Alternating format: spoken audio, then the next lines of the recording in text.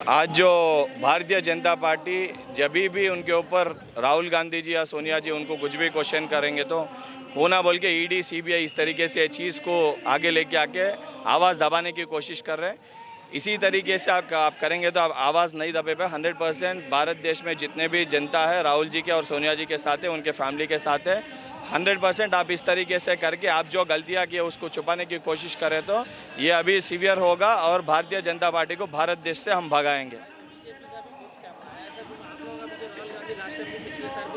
सी Bharatiya Janata party scam करके ही पूरा misrepresentation करके ही सरकार में आई।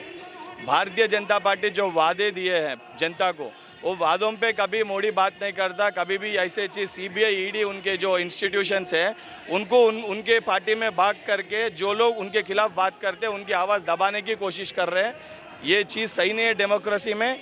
डेमोक्रेसी को बचाने के लिए जो राहुल गांधी जी आज अपोजिशन लीडर है, अपोजिशन के लीडर क्या आवाज़ दबाने के लिए जिस तरीके से प्रयास किया जा रहा है उसके लिए पूरे भारत देश में जितने भी लोग हैं कल के दिन उनको भी ये नौबत आएगी। सो ऐसे चीज़ सही नहीं है, इसीलिए हम प्रोटेस्ट कर रहे हैं। 100% भारतीय जनता पार्टी को भी सबक सिखाएंगे।